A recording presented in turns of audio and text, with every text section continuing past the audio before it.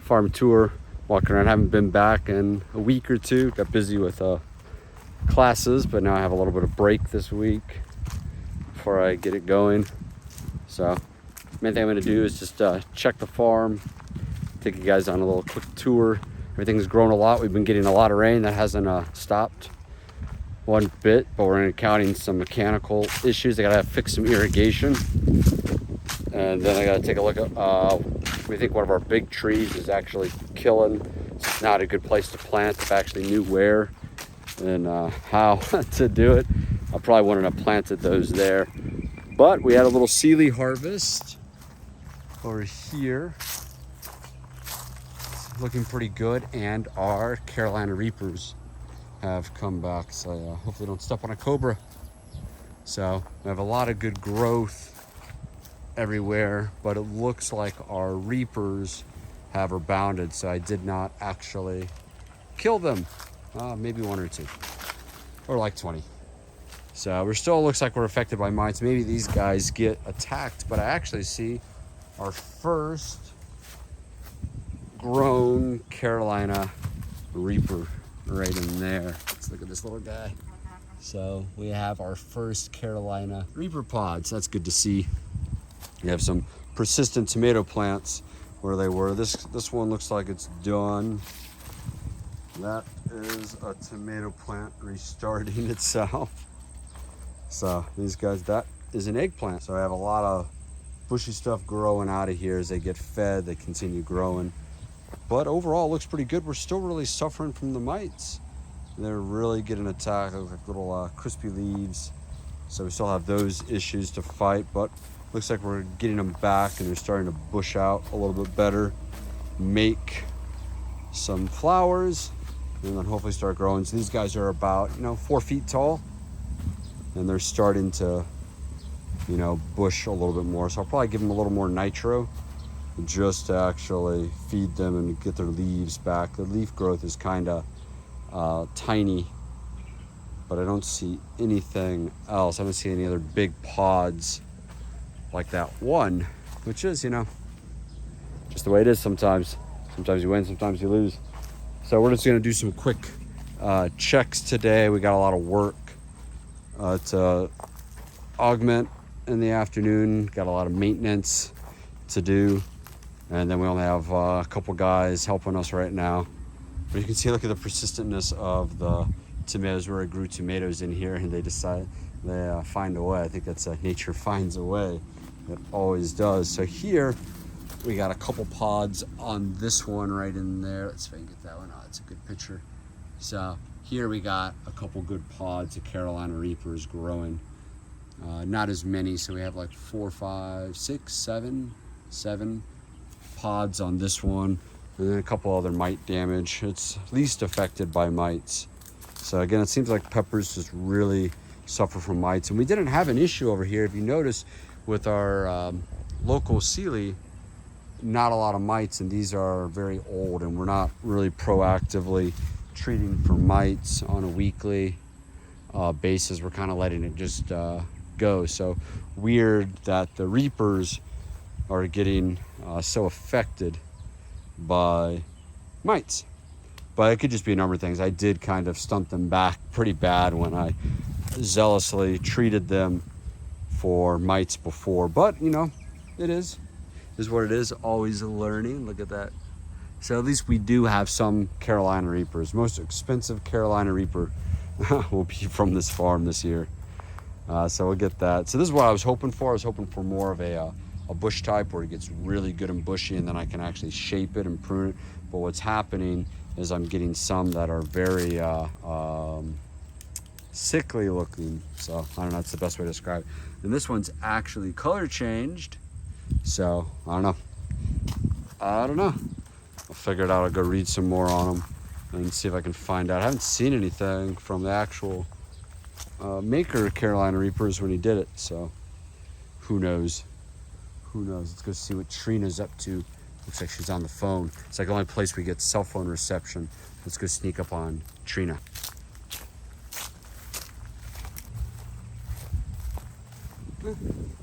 Still got a lot of reds on this side. Sometimes with your See, they get that weird effectiveness. You just have to remind your guys just to pull it off. Sometimes they'll look like they're drying on the plant, you know, and you just want to make sure you move it out. But yeah, these were probably pickable last week, and that's probably why they're a little lower harvest. We look to take out about a bucket a week, you know, a 5-gallon bucket, 20 liters a week. Ah, there she is. There she is. We shall hunt her. So it'd take about a week out. That's off only 2 rows of plants, so about a couple hundred plants joined together. Enough spacing. Could have probably gotten a little better. They turn into trees after a while, and they get really deep rooted, so you can space them further out if you plan on keeping them longer. We might end up just removing these to put in our tomatoes, or have to emergency put our tomatoes into another spot. To see what Trina's up to.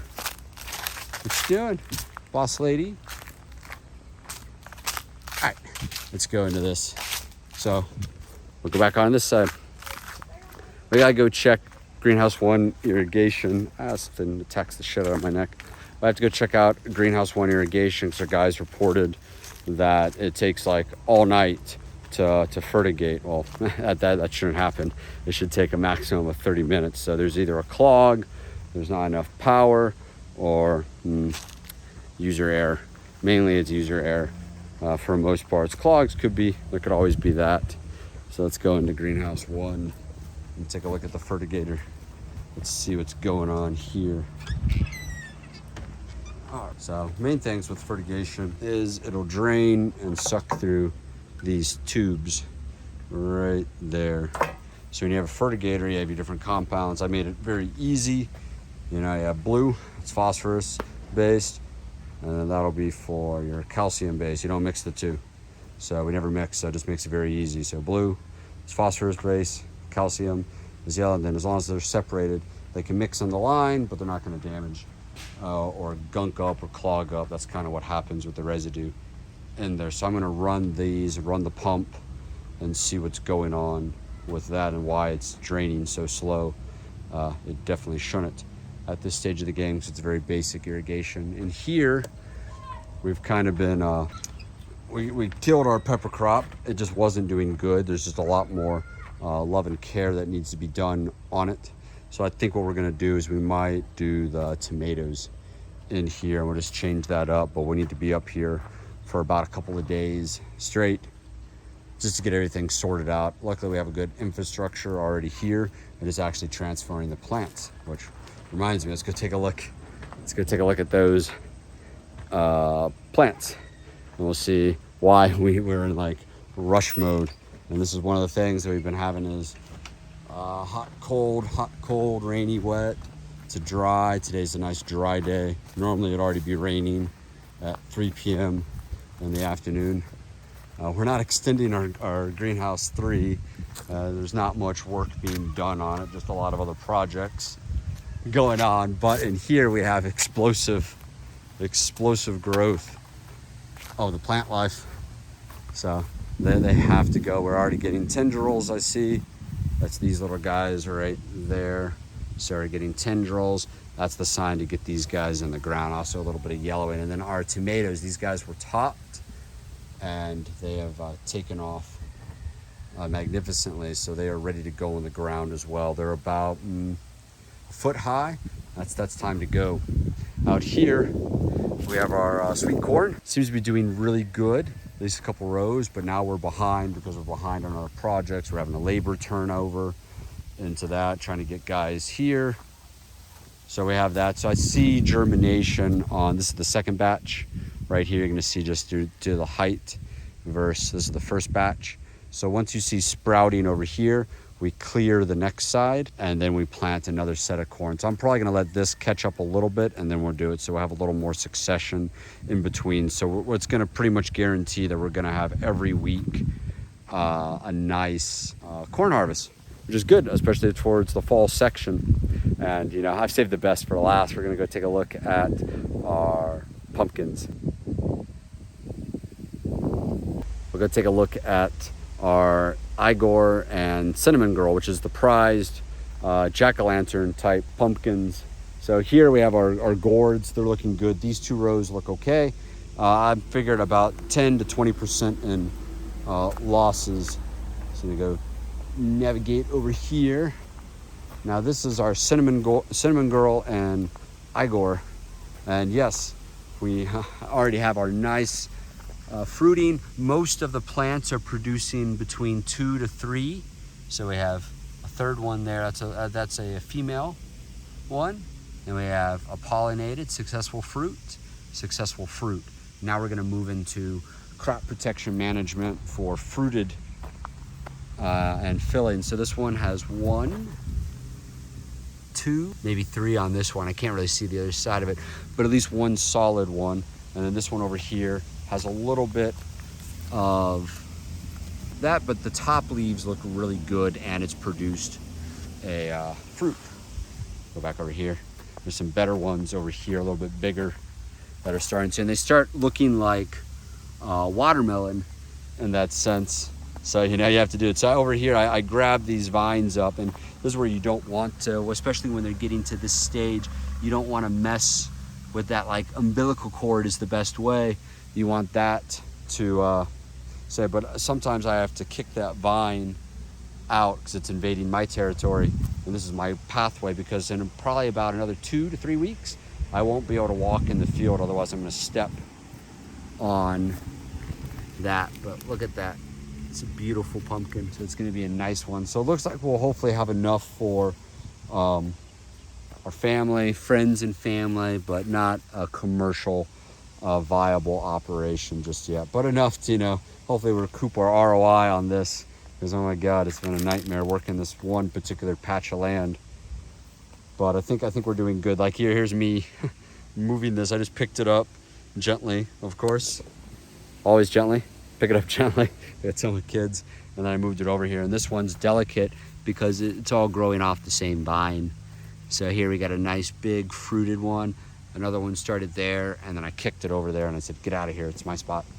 The reason why you want to do this too is because when you have like a patch like this, you have 1, 2, 3 pumpkins right in the same row. So you want to make sure that this walkway is nice and clear, because otherwise you don't know if you're stepping on a pumpkin or you're stepping on your nice safe walkway. So that's why you always do this, because the more that I feed these, the more that they will end up growing and then continuing to branch, and that's how you end up getting a crazy yield. I mean, we only planted let's say 200 pumpkins. Out of that, let's say 25 to 50 die, which is about right, I would say. There's some spots in the field, so out of those die. Then you have 150 plants with that producing 2 to 3. You're looking at anywhere between 200 to 300 to 600 pumpkins, ranging from about I think the smallest one, cinnamon girl, will probably be 4 to 8 pounds,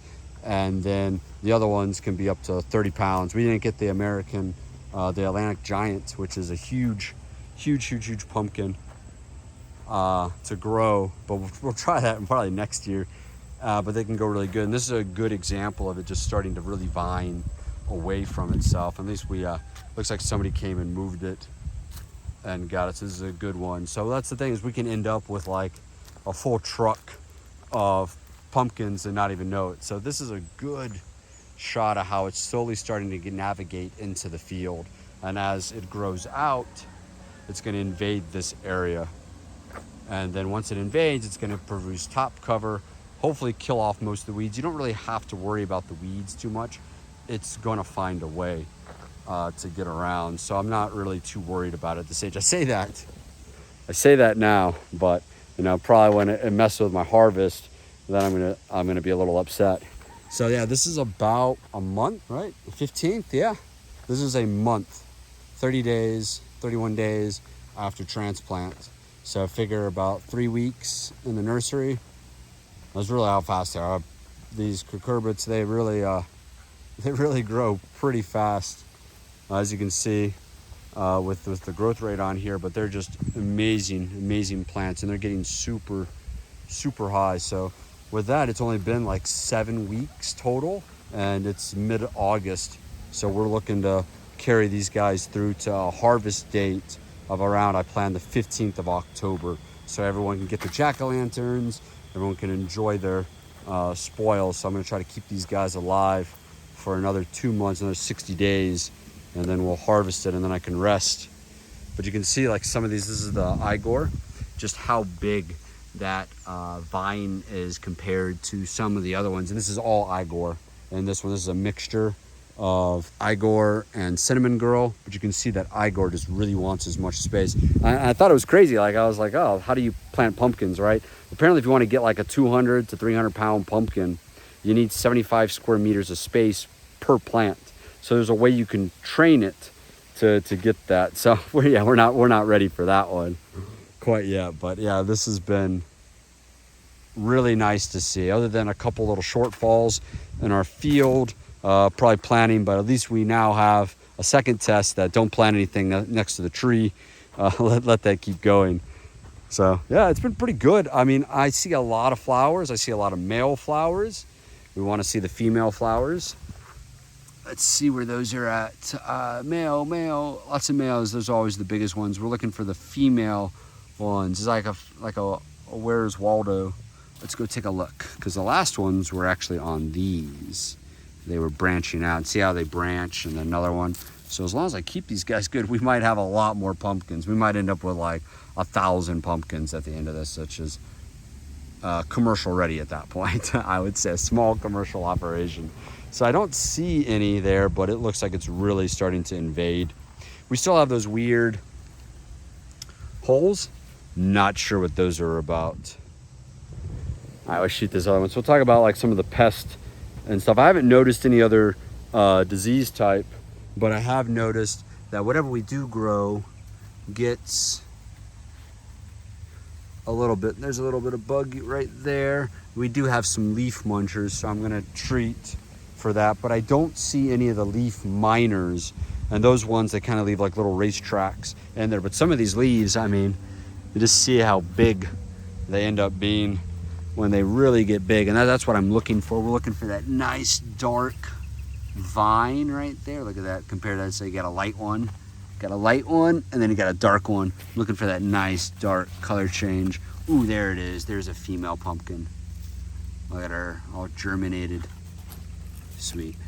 So there, we got one over here. So this one has started to do it. And I think these guys, depending on the conditions and soil and everything that we have, I mean, I'll be happy if we get 2 to 3 times this amount. That'll be more than enough. I don't know what I'll do with them. Hopefully people will hit me up in the YouTube or just on Facebook and then buy them out, and then we'll be able to try it again. This was a watermelon I had the guys just replace because it's the same type of plant, but the growth schedule of these guys is going to have me boosting them just to ensure nutrition continues, because the more nutrition I give these guys at this stage when they're setting fruit, they're setting their courses, they're going to get bigger. I mean, it's like a gigantic lily pad pond and whatnot. And it's only 30 days, and I've been very light with the irrigation. I am starting to see a little bit of mite. That's a little bit of mite action in there.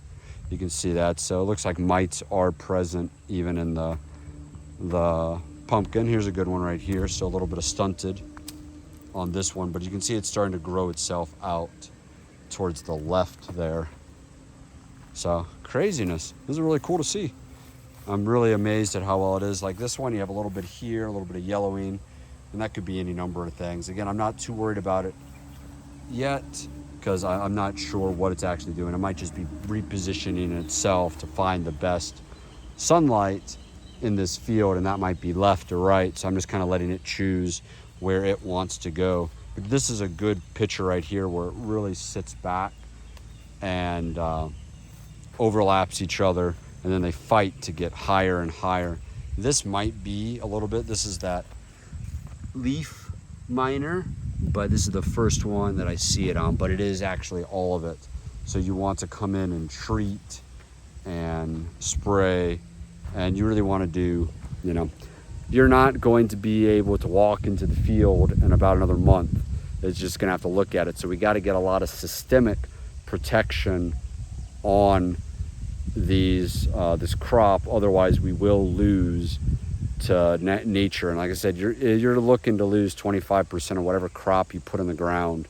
Like, it's gone. Just count it off. So whenever you seed and sow, you want to make sure you have more than enough to actually cover your demand. Otherwise, with the rising cost of fertilizers and pesticides and fungicides, it's just going to increase your input costs. And then if you're underwater, then you can't pay your staff, can't pay yourself, and then you lose the ability to farm. So that's my rant on why you have to have everything laid out in a nice, organized manner. But I think I chose the wrong variety for this. I might have been able to get closer, but I say that now because I'm hoping that it just starts producing more fruit and those flowers start taking. But I might 30 days, this will probably all be filled with little lily pads, and we'll have a ton of pumpkins, and we'll go out there and harvest. The next time we'll see it will be harvest time, probably around the mid of October, and that'll be fun. We'll be like, oh my God, we got so many pumpkins, what are we gonna do with it?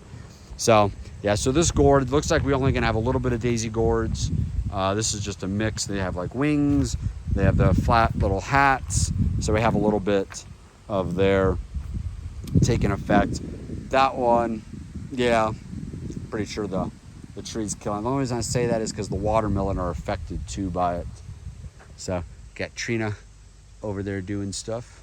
Who knows what she's doing? So over that, it's not too bad. It's really looking good. It's really done well, but we've gotten so much rain.